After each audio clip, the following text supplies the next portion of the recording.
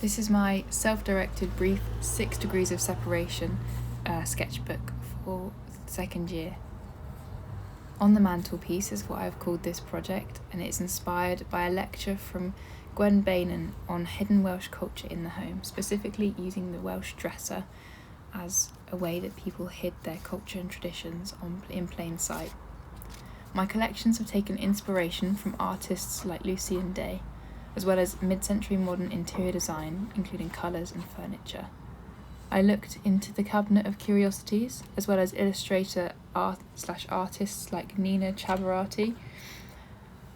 I also looked at wallpapers from Coleman and Son collection of vases and Mind the Gap pottery murals. My collections are designed for a family home, in the kitchen or an open space at the heart of the home. I'd like my designs to bring a talking point for guests of fond memories attached to items that we all keep in our home.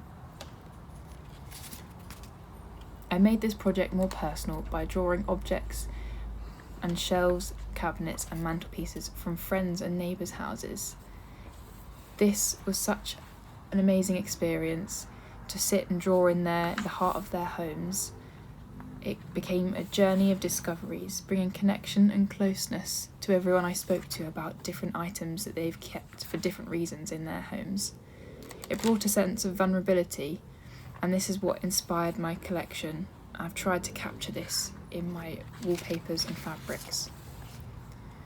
I've split my collections into 3. I've called them an emporium of travels.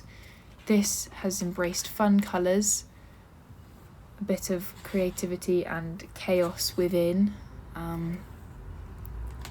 as well as fine line drawings inspired by Quentin Blake's type of illustrations. The next is called Memory Lane. There's a more sophisticated feel with slightly darker colours, but still appropriate for the heart of the home, potentially a kitchen, especially my placement designs on tiles. The last mini collection I've called Collector's Prerogative. This is spring colours, bright yellows and greens. This colour palette was directly linked to the sort of mid-century modern Lucian Day type of colours that were used back then. In hindsight, I've taken them from WGSN, the trend forecasting website. However, actually, I've turned it into, and in the sense of my designs, feels a little bit too old-fashioned, so perhaps this hand-drawn feel would attract a more older audience. This project has led me to a few different visits. I visited Cardoma Cafe in Swansea, which had a very mid-century modern interior design. I liked the wood and the geometric patterns. However, the interior, although it's inspiring for mid-century modern with the furniture, the colours were very, very outdated, and unfortunately the trend forecasts of WGSN and the like are totally opposite to this right now. It really didn't feel like it was very modern at all. I also visited the V&A, the ceramic section, to draw from and get inspiration for different shapes and outlines.